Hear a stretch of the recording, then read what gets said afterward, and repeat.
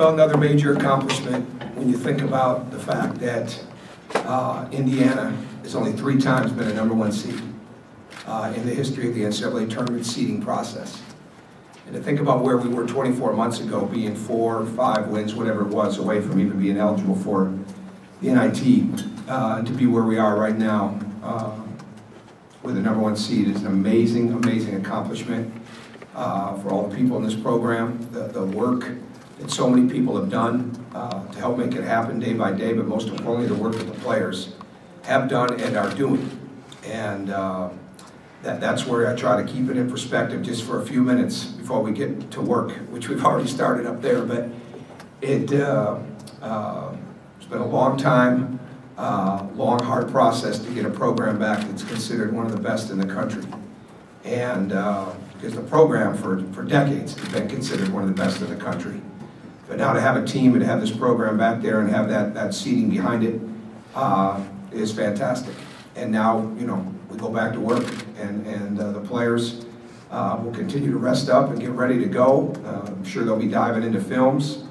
They'll enjoy their night, which I want them to do. And like anything else that they've done since they've been here, they go in head first at getting better. And we're looking forward to being in Dayton, where there's so many opportunities for Hoosier fans to be there, you know, throughout the Midwest, really probably throughout the country, but especially throughout the Midwest. And as far as James Madison and LIU go, I haven't dove into the tape yet, but they seem to be 2 contrasting styles.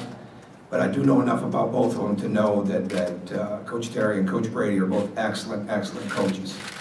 And no question about it. And they're fundamental. They've won in their leagues. They've won consecutive games. I mean, they've got on big runs in their league.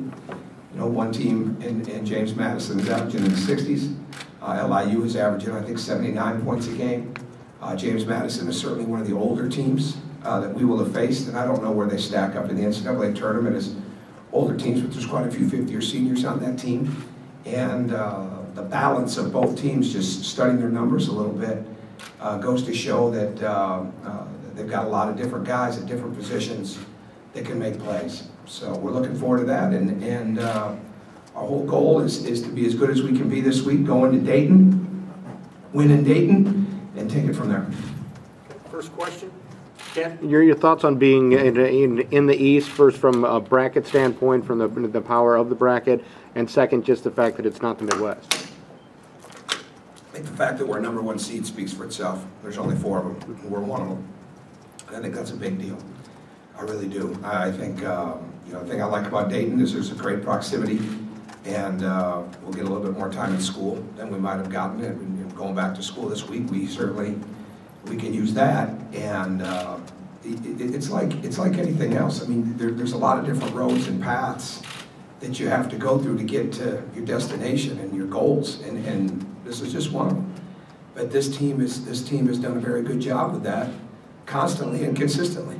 And I think when you win in this league and you come back the way that they have over the last couple of years, you know, the storylines keep changing. You know, well, they couldn't win on the road. Well, yeah, we did. We went 7-2 this year. I mean, all those things. It's one thing after another. They just keep taking care of it.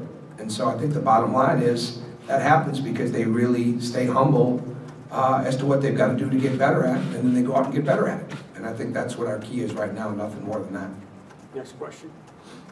Coach, how is it different in the watching the show this time? I mean, in observing your players, how is the difference? They were much looser. They were much more engaged and not concerned about cameras being in front of them. In reactions, they had fun with it, and there wasn't a crazy jump around type of situation. But they took it all in, and they had fun with every pairing. I think it was a lot greater this year because we didn't come up first like we did a year ago, or in that first commercial, our first segment. So it was fun for them. How much? No, sorry. I thought you were pointing me out. No, it doesn't. Go ahead. I didn't have a question. I guess just knowing you won't know just yet who you're going to play on Friday. I mean, how much just already being locked into that sort of process with the Big Ten tournament of kind of waiting to find an opponent, does that help much going into that Friday game? Oh, I think it does. I think the bottom line last week is we were able to spend time on things that we really needed to improve upon.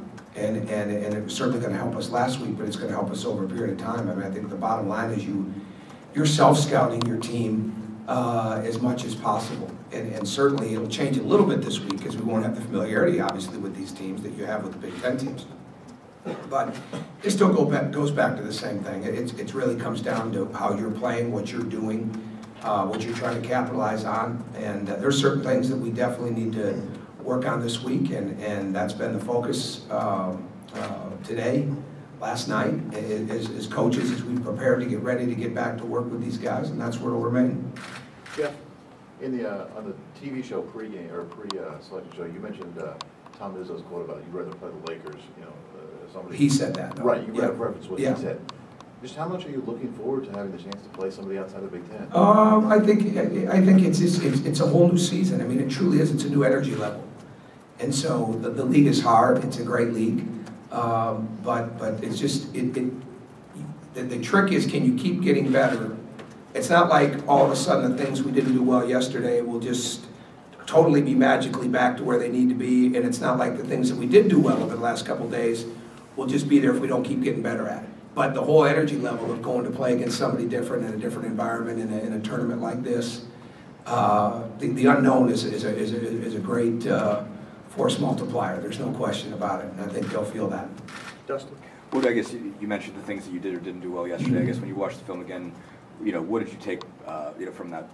Well, we just need to get better, and the last thing I'm going to be is specific about any of that, because it just doesn't serve any purpose to do that for our program. I mean, some of it might be obvious, but some it's also some things that we just need to improve upon. But the days of probably this time of year talking about anything schematically or improvement level, that's probably done. Not that I was very good at it before, but those days are done. Okay. Coach, piggyback to the question we had earlier about self-scouting, is that kind of the benefit now? Your guys can't look ahead and say we're playing X team or Y team. They really focus on themselves for the next 3-4 days. Not entirely. We'll know those teams before that game's played. They're smart guys. They'll have some film. I mean, we won't dive into one and not the other. I mean, we'll find some of the commonalities, we'll look at the things and how that fit into, and I don't have an answer for that yet because I haven't watched it, but how those things fit into where we need to go with our improvement, like we did with Illinois and Minnesota, and but we'll definitely show them film. They'll have an idea of who they're going to play before that game, or what those players look like and how they play before that game is played on Wednesday night. The fact And at that the same time, though, the biggest focus is our team. the fact that this is the second time through for your guys, how does that change the approach? Because they're not so much about seeing what the NCAA tournament is all about, but focusing more on the games. Well, I think there's some of that. You got to remember, we play Yogi Ferrell, we play Hunter Perea, we play Jeremy Hollowell. Those guys haven't been through it yet. I mean, you want it to be fresh. I want it to be exciting for these guys. I really do. They've earned it. I mean, they've done everything that's been asked of them and more, and they're held to an incredibly high standard because of the way the season started, individually and collectively. And that'll only benefit them down the road.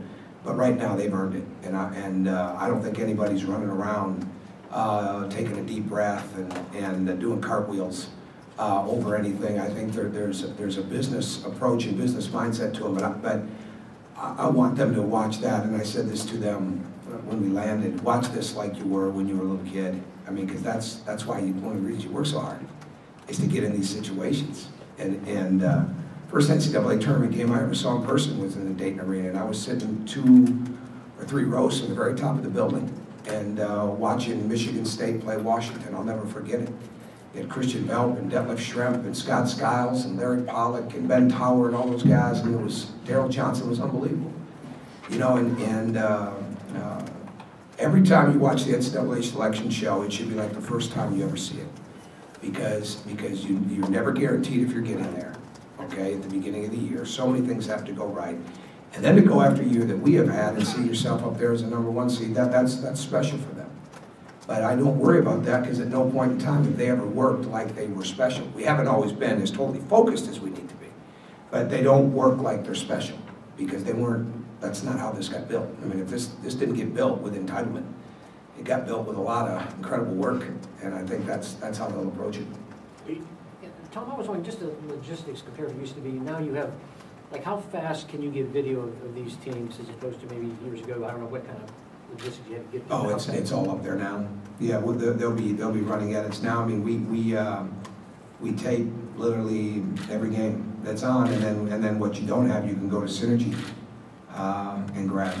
And people will call around, and Kenny's from that league that James Madison's in, so he's been a part of that, so he'll has an idea there and has some friends and has an idea of what's going on there. We'll dive in that way, and we'll be working on 4 teams. We won't be working on 4 teams by tonight, but we'll be working on 4 teams by sometime tomorrow night. 2 more questions. Along those lines, will you send a member of your staff to the Wednesday night game, and how much will you? You may know something, I don't know. We were checking before I came down here to see if it was legal. If it's legal, I certainly would. But we had a call into that. I don't know the answer to that. But I know if it was legal to do, we would do it. So, do you know? I've not been in this position with. No, we checked out. Right before I came down, that response hadn't come in yet. Coach, I know you don't look at what-if scenarios of who could play down the line, but did it catch your eye a bit that Marquette? No, I'm proud of Marquette, always have been, but no, that's too much of a hypothetical going into the first weekend. But obviously, you look at the brackets, and to see Marquette get a 3 seed and win the Big East like that, I'm very proud for those guys, for that entire university. Last question. Anything else? Okay, thank you. Thanks. Thanks.